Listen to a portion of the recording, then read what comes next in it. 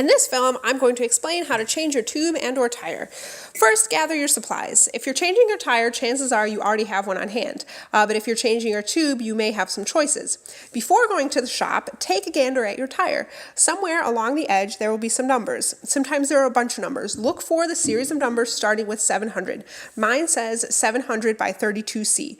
The first number correlates with the circumference of the tire, while the second number indicates the width of the tire. For those of you worried about what the C stands for, worry not. Simply, back in the day, 700C was just a standard size where C indicated the bead seat diameter and 700 was the diameter in millimeters when the tire was installed and inflated. There's also a 650B and something with an A, so the C doesn't stand for centimeters as you may have thought. Anyways, there will be one more important number on the tube box that you won't find anywhere on the tire, or anywhere else really. This number refers to the height of the valve stem, and this is important when you have a deep section rim as I do.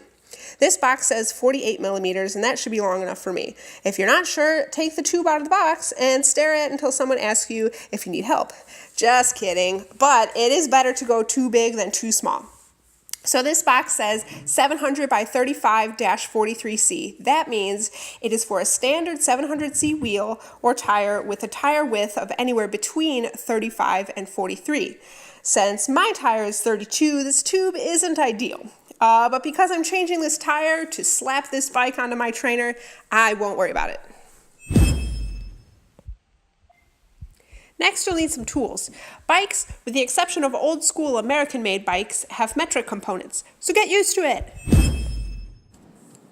For a standard little 500 bike, you'll need a 10mm wrench, a 15mm wrench, and a Phillips head screwdriver. It's worthwhile to note that you should avoid adjustable wrenches as they're really good at turning your nice hexagonal bolts into a circular mess. The last piece of equipment is a pump. If you don't have a floor pump, it's time you buy one.